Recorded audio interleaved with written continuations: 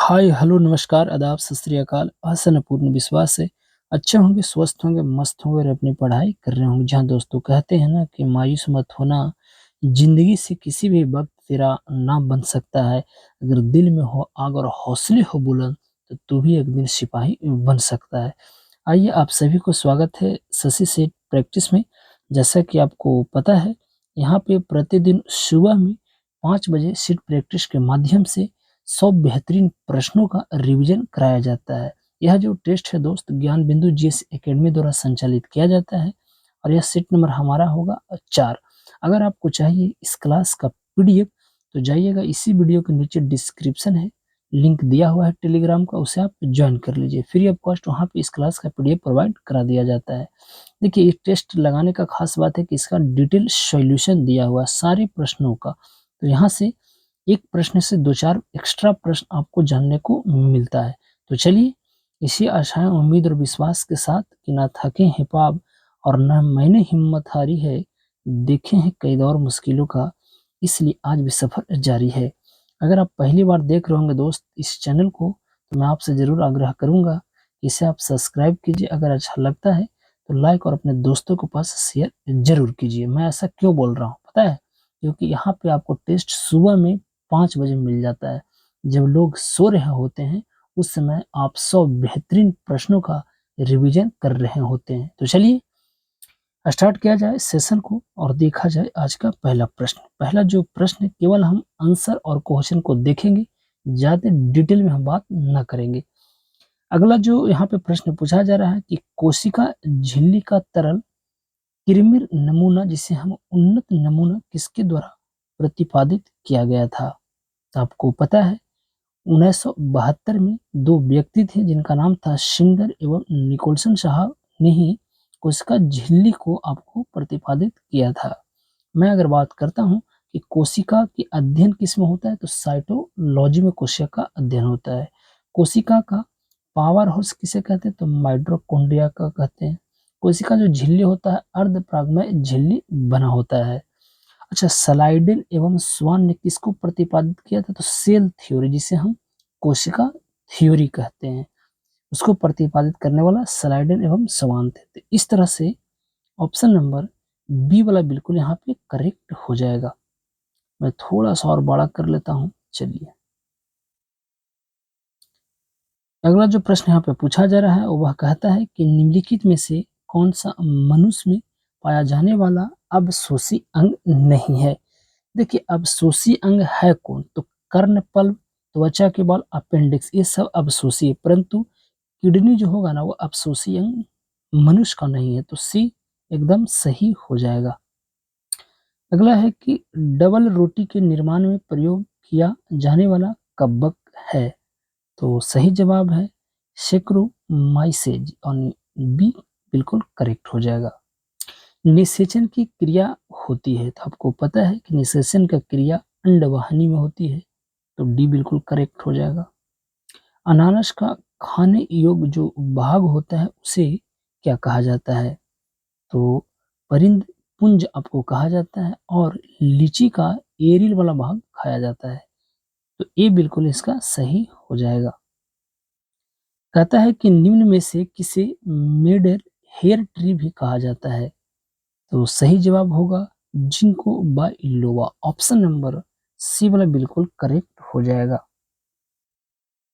अगला है कि बौने पौधों को लंबा करने के लिए प्रयोग किया जाता है। देखिए, इसे जो प्रयोग किया जाता है एक हार्मोन्स होता है जिसे हम वृद्धि हार्मोन कहते हैं, और वह होता है साइटोकाइनिन, ऑप्शन नंबर बी बिल्कुल करेक्ट हो जाएगा जी। नेक्स्ट है कि CD4 कौन परीक्षण किया जाता है? तो बताइए, रोगी की प्रतिरोधक क्षमता का आकलन करने के लिए CD4 कौन परीक्षण का प्रयोग किया जाता है? तो ये सही है। निम्न में से किसके कारण अस्थियां कैंसर होती है? तो यह जो हो जाएगा स्ट्रॉन्सियन आपको 90, यानी ये वाला बी बिल्कुल सही है। कैंसर का अध्ययन ऑन्कोलॉजी में किया जाता है, तो आप इसे जरूर याद रखिएगा। अगला है कि किसने यूरोपियों की तुलना मधुमक्खियों से की और कहा कि यदि उन्हें न छेड़ा जाए तो वे शहद देगी, किंतु छेड़ा जाए तो काट काट कर मार डाली। यह कहने वाले अलीवर्दी खान थे। तो आप इसे जरूर याद रखिएगा। अलीवर्दी खान कहाँ का नवाब था? तो यह पश्चिम बंगाल का नवाब हुआ करता था। तो ये वाला बिल्कुल करेक्ट हो जाएगा। अगला जो यहाँ पे प्रश्न पूछा जा रहा है, कहता है किस सिख गुरु की चेचक के कारण मृत्यु हो गई थी? तो यह गुरु थे 8वें क्रम के गुरु गुरु हरकिशन जी 8वें गुरु थे।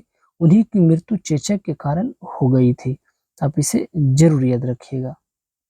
नेक्स्ट है कि संवाद कौमुदी का प्रकाशन किया गया था। तो आपको पता है कि 1821 ईस्वी में राजा राम मोहन राय के द्वारा संवाद कौमुदी एवं मिरातू 2 पत्रिका को संस्कृत भाषा में नहीं बल्कि यह बांग्ला भाषा में हो जाएगा। बांग्ला भाषा बिल्कुल, ये वाला बिल्कुल यहाँ पे सही हो जाएगा। नेक्स्ट है कि क्रांतिकारी साम्यवादी दल का गठन किसने किया था? तो सही जवाब होगा सुमेंद्र नाथ टैगोर। सी वाला बिल्कुल करेक्ट है। हिंदुस्तान सोशलिस्ट रिपब्लिकेशन एसोसिएशन की स्थापना कहाँ पर किया गया था? तो आपको पता है यह जो है दिल्ली में किया गया था। दिल्ली में कहाँ? तो फिरोज शाह कोटला के मैदान पर किया गया था। और आपको मैं बता दूं कि दिल्ली का जो फिरोज शाह कोटला मैदान है, इसको नाम बदलकर अरुण जेटली कर दिया गया है। आप इसे जरूर याद रखिएगा।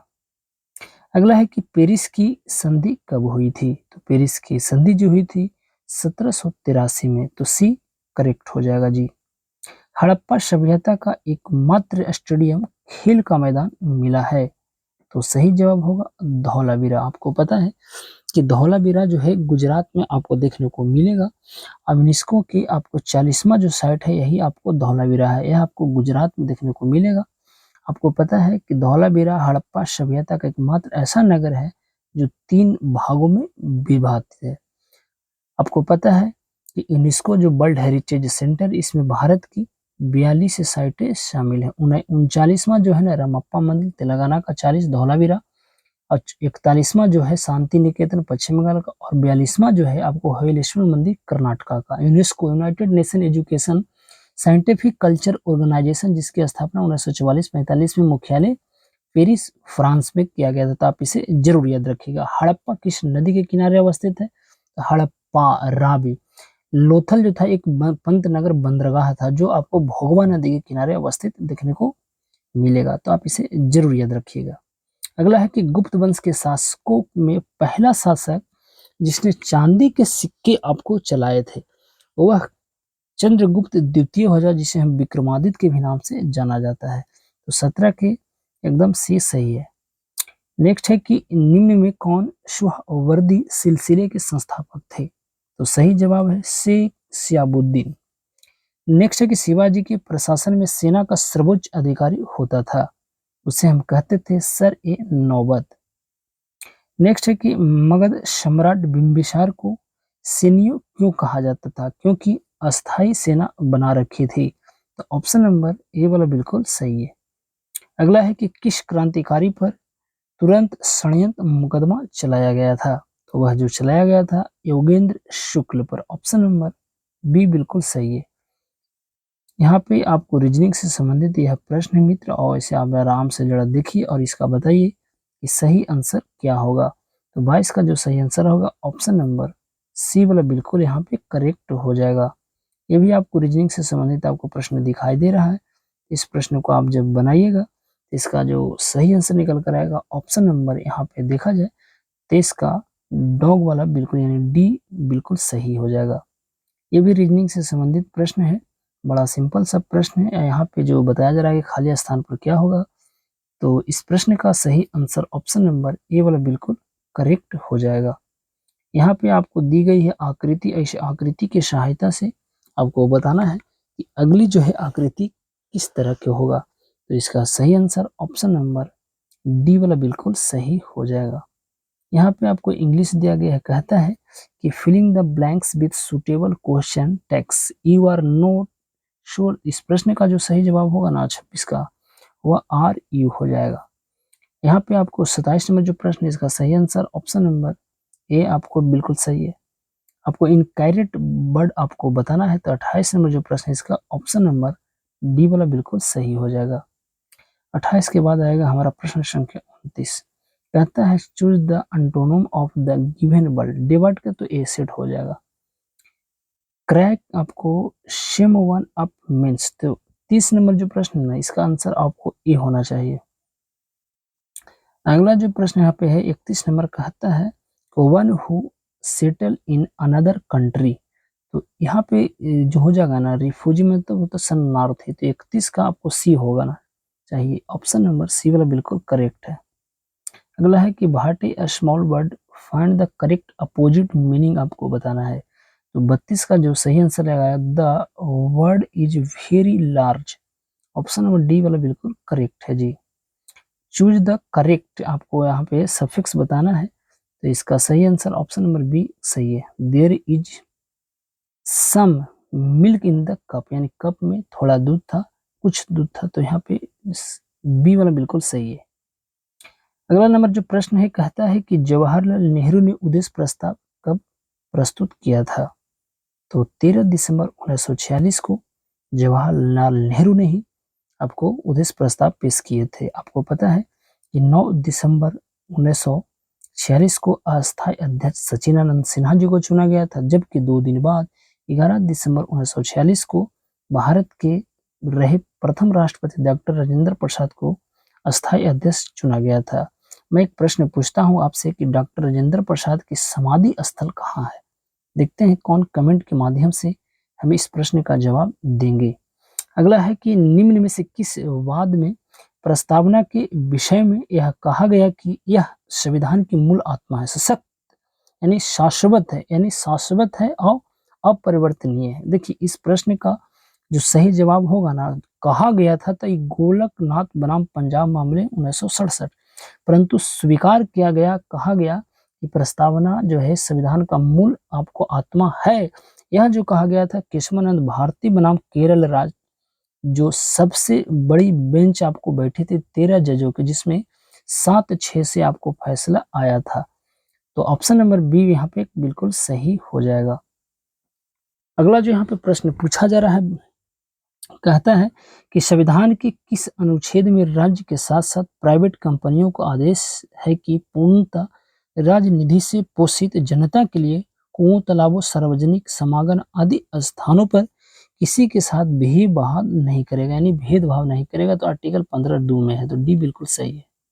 अगला है कि मादक पेय व हानिकारक नशीले पदार्थों के सेवन का प्रतिषेध करने का प्रयास किस अनुच्छेद में किया गया है। तो 47 बिल्कुल सही है। अगला है कि केंद्र व राज्य के मध्य राजस्व बंटवारे का प्रावधान किसके द्वारा किया जाता है। तो वित्त आयोग के द्वारा किया जाता है। आर्टिकल 280 में चर्चा इसको देखने को मिलेगा। और वित्त आयोग के अभी वर्तमान में अध्यक्ष जो है 15वें करके इनके सिंह, जिसे हम नंद किशोर कुमार सिंह बोलते हैं, और जो 16वें जो होंगे वो आपको कौन होंगे, अरविंद पनगड़िया साहब होंगे। तो आप इसे जरूर याद रखिएगा। अगला है कि किस वर्ष भारतीय वन सेवा यानी इंडियन फॉरेस्ट सर्विस को तीसरी अखिल भारतीय सेवा बनाया गया था। तो यह जो बनाया गया था 1966 में, तो सी वाला बिल्कुल करेक्ट है। अगला है कि भारतीय संविधान के किस भाग में अनुसूचित एवं अनुसूचित जनजाति, यहाँ पे कहता है अनुसूचित तथा जनजाति क्षेत्रों के प्रशासन के विषय में उपबंध किए गए हैं। 10वां तो आपको पता है कि दल बदल है, आपको 12 में नगर पालिका है, 11 में आपको पंचायती राज आपको देखने को मिलता है। तो 41 का क्या होना चाहिए, बिल्कुल ऑप्शन नंबर 10 में कहा गया है, तो यहाँ पे भाग 10 बिल्कुल सही है। नेक्स्ट है कि आर्टिकल 243 घ में पंचायतों के आरक्षण से संबंधित निम्न में से कौन सा प्रावधान गलत है। तो 42 नंबर जो प्रश्न है इसका जो सही जो गलत है ना, वही आपको मैं बताता हूँ। इसमें जो आपको गलत दिया गया है वह आपको कहता है कि पिछड़े वर्गों के आरक्षण का फैसला संसद के स्व विवेक पर, ये गलत है। आपको पता है इसके लिए एक आर्टिकल आप संशोधन हुआ था, 102वां संविधान संशोधन, उसी में ओबीसी को अन्य अदर बैकवर्ड क्लास को आरक्षण की बात कही गई है। तो बिल्कुल भी गलत है और यही सही है। नेक्स्ट है कि प्रायोगिक स्तर पर ईवीएम का प्रयोग पहली बार कब हुआ था। तो ईवीएम जिसे हम इलेक्ट्रॉनिक वोटिंग मशीन कहते हैं, तो 1998 वाला बिल्कुल सही है। अगला है कि शिक्षा के अधिकार के तहत कितने वर्ष के बच्चे को निःशुल्क एवं अनिवार्य शिक्षा का प्रावधान किया गया था। तो आपको पता है वह आपको आर्टिकल है 21A 66वां संविधान संशोधन है जो 2002 से संबंधित है, अटल बिहारी वाजपेयी के शासनकाल में जो 2003 में लागू गया था। और इसी में कहा गया था कि 6 वर्ष से लेकर 14 वर्ष के बच्चे होंगे उनके निःशुल्क आपको शिक्षा के प्रावधान किया गया था। और शिक्षा जो है समवर्ती सूची का विषय है। आपको मैं बता दूं कि भारत का शिक्षा मंत्री अभी कौन है वर्तमान में, तो धर्मेंद्र प्रधान को ही शिक्षा मंत्री आप फिर एक बार आपको बना दिया गया है। अगला है कि प्रकाश ऊर्जा के छोटे छोटे बंडलों या पैकेटों के रूप में चलता है उसे कहा जाता है, उसे हम फोटॉन कहा जाता है। नेक्स्ट है कि ध्वनि की तीव्रता का एसआई मात्रक होता है तो वाट प्रति मीटर स्क्वायर होता है, तो ये वाला बिल्कुल यहाँ पे सही है।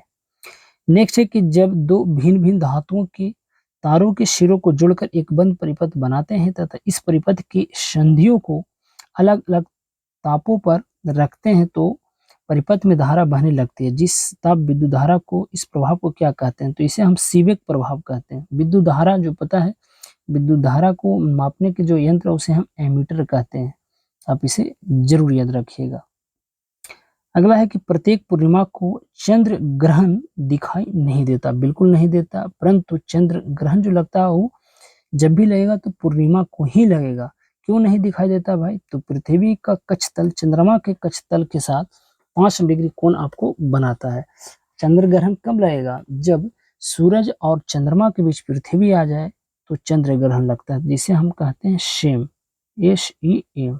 एम जो है रिप्रेजेंट करेगा चंद्र ग्रहण को। देखिए सूरज और चंद्रमा के बीच पृथ्वी आ जाए तो चंद्र ग्रहण लगता है। अगला है कि क्षारीय संचायक सेल होता है, तो 49 नंबर प्रश्न का सही आंसर कांच के बर्तन में पोटेशियम हाइड्रोक्साइड का गढ़ा घोल, ये वाला बिल्कुल सही है। मैं थोड़ा सा गति को मैं बढ़ाता हूं ताकि समय कब लगे। विद्युत घंटी डायनमो आदि के अस्थायी चुंबक बनाए जाते हैं, यह जो बनाए जाते हैं वह नर्म लोहे के, तो सी वाला बिल्कुल करेक्ट है। अपरूप के संदर्भ में कौन सा कथन सही है, देखिए आपको भी पता है मुझे भी पता है, इसमें रासायनिक गुण समान होते हैं परंतु भौतिक गुण भिन्न होते हैं, वही अपरूप कहलाते हैं। अगला है कि वर्ष 1904 में आपको ग्रहाणु परिकल्पना प्रस्तुत किया था, तो यह करने वाले थे आपको चेरबिन तथा माल्टन, भी बिल्कुल सही है। एलबुर्ज एवं जैग्रोस पर्वतों के बीच स्थित पर्वतीय पठार को कहा जाता है, तो यह जो पठार कहलाता है वह ईरान का पठार कहलाता है। अगला है कि एडम स्मिथ की किताब द वेल्थ ऑफ नेशन कब प्रकाशित हुआ था, यह जो प्रकाशित किया 1776 में, जिसे हम एडम स्मिथ को ही आपको अर्थशास्त्र का जनक कहा जाता है, तो ये बिल्कुल सही। पहली बार राज्य अर्थव्यवस्था सिद्धांत किसने दिया था, तो यह कार्ल मार्क्स के द्वारा दिया गया था, तो ये बिल्कुल सही है। 55 के बाद आएगा 56, और 56 नंबर प्रश्न को जरा देखिए, कहता है राष्ट्रीय आय लेखांकन का जन्मदाता किसे माना जाता है, तो सही जवाब होगा साइमन कुजनेट्स। किस पंचवर्षीय योजना में दुर्गापुर भिलाई राउरकेला के इस्पात कारखाना स्थापित किए गए थे, तो यह जो किया गया था ना वह आपको पता होना चाहिए, यह दूसरी पंचवर्षीय योजना को किया गया था। भोजन काम और उत्पादन का नारा किस पंचवर्षीय योजना में दिया गया था, तो यह जो दिया गया था 7वीं पंचवर्षीय योजना।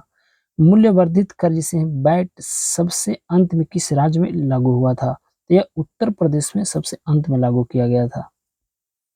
जीएसटी परिषद संरचना के गणपूर्ति कोरम कुल सदस्य का कितना प्रतिशत होनी चाहिए, तो 50%, ये सही है। प्रथम पंचवर्षीय योजना किस मॉडल पर आधारित था, तो यह हेराल्ड डोमर मॉडल, दूसरा जो था महालनोबिस के ऊपर आधारित था। यहाँ से आपको मैथ है, मैथ आप बनाइएगा। तो 62 नंबर जो प्रश्न है इसका सही आंसर ऑप्शन नंबर ए वाला बिल्कुल सही है। 63 नंबर का सही आंसर ऑप्शन नंबर डी बिल्कुल सही है। 64 नंबर जो आप बनाइएगा तो इसका जो सही आंसर निकल कर आएगा वह ऑप्शन नंबर डी वाला बिल्कुल सही है। 65 नंबर जो प्रश्न है इसका जो सही आंसर निकल कर आएगा ऑप्शन नंबर बी बिल्कुल सही है। 66 नंबर जो प्रश्न बड़ा सिंपल सा प्रश्न है, इसको आप जब बनाइएगा तो ऑप्शन नंबर सी वाला बिल्कुल सही है। और 67 नंबर को आप बनाते हैं तो इसका आंसर आपको ऑप्शन नंबर डी वाला देखने को मिलेगा। 67 के बाद आएगा 68, और इसका जो सही आंसर निकल कर आएगा मित्र वो ऑप्शन नंबर ए वाला बिल्कुल सही है। 69 का जो सही होगा ऑप्शन नंबर 12.5% वाला ए वाला बिल्कुल सही है। 69 के बाद आएगा हमारा प्रश्न संख्या 70, कहता है कि 2011 के जनगणना के अनुसार सर्वाधिक अनुसूचित जनजाति जनसंख्या प्रतिशत वाला केंद्र शासित प्रदेश कौन है? तो वह लक्षद्वीप हो जाएगा। वर्तमान में सूती वस्त्र उत्पादन में प्रथम अगर किसी स्थान देश का है तो वह चमगादड़ चाइना का है जी। अगला है कि देहरादून और हरिद्वार स्थित है। तो यह जो आपको देखने को मिलेगा दोस्तों वह आपको लघु हिमालय और शिवालिक के बीच में, तो सी सही है। भारत में ग्रीष्म ऋतु में सबसे गर्म स्थान अगर होता है तो वह बीकानेर होना चाहिए। 73 का क्या होना चाहिए? बीकानेर राजस्थान, बिल्कुल सही है। अगला जो यहाँ पे प्रश्न है कि असत्य को मिलान करना, असत्य को आपको बताना है। देखिए तातापाई, तातापाई छत्तीसगढ़ नहीं हो जाएगा, यही गलत है क्योंकि यह आपको उत्तराखंड में देखने को मिलता है, बाकी सब सही है। अगला है कि चित्रकूट जलप्रपात किस नदी पर स्थित है? तो यह जो नदी है ना दोस्त वह आपको हो जाएगा इंद्रावती नदी, ऑप्शन नंबर बी बिल्कुल सही है। कैमूर का पठार कितने वर्ग किलोमीटर क्षेत्र पर फैला हुआ है? तो सही जवाब जो होगा 1784 वर्ग किलोमीटर। अगला है कि बिहार की कौन सी नदी करनाली और शिखा के नाम से जाना जाता है? तो यह जो जाना जाता है घाघरा को जाना जाता है। 77 का बी वाला बिल्कुल करेक्ट है। मैं नीर भरी दुख की बदली काव्य पंक्ति किस कवित्री की है? तो महादेवी वर्मा, जिनका जन्म मुजफ्फरपुर में आपको हुआ था। देख लीजिए कवित्री कैसे लिखाता है। अगला है कि किसे नई कविता का कहता है कि किसे नई कविता का कवि नहीं कहा जा सकता है? तो 79 का जो सही आंसर होगा नागा अर्जुन बोला, बिल्कुल सही है। उसकी माता जी बीमार है, इस वाक्य में आपको सर्वनाम बताना है। तो इस वाक्य में जो सर्वनाम होगा ना अन्य पुरुषवाचक सर्वनाम, तो सही है। अगला है कि अपने आप यह काम सीख लूंगा, वाक्य में निजवाचक सर्वनाम आपको बताना है।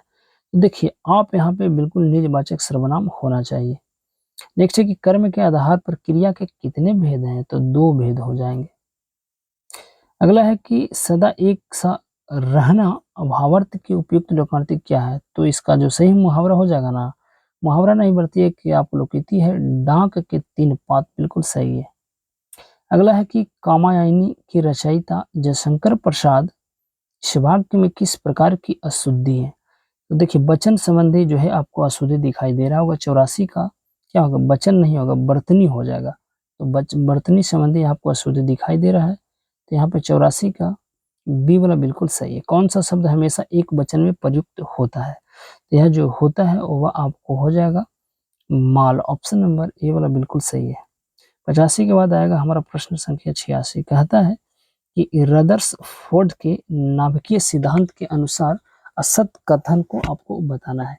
तो सही आंसर हो जाएगा ऑप्शन नंबर बी, परमाणु के अंदर का अधिकांश भाग भरा होता है, यह बिल्कुल गलत है।